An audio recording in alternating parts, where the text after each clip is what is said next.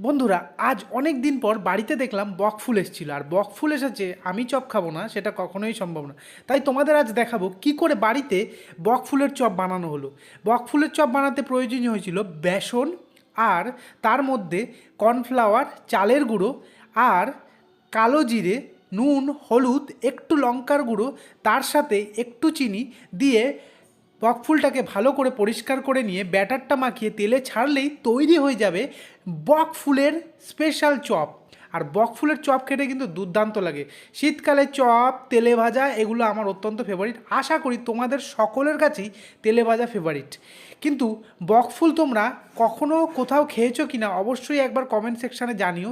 আমি কিন্তু বকফুলের চপটা বেশ টেস্টি সহকারে খাই। আর তার সাথে কিন্তু গোল গোল বেগুনি ছিল। গোল গোল বেগুনি কিন্তু আমার একটু বেশিই ভালো লাগে। আর তোমরাও একবার বাড়িতে গোল গোল বেগুনি আর বকফুলের চপ খেয়ে দেখো, অবশ্যই ভালো লাগবে। আর ভিডিওতে লাইক করো। Bye bye.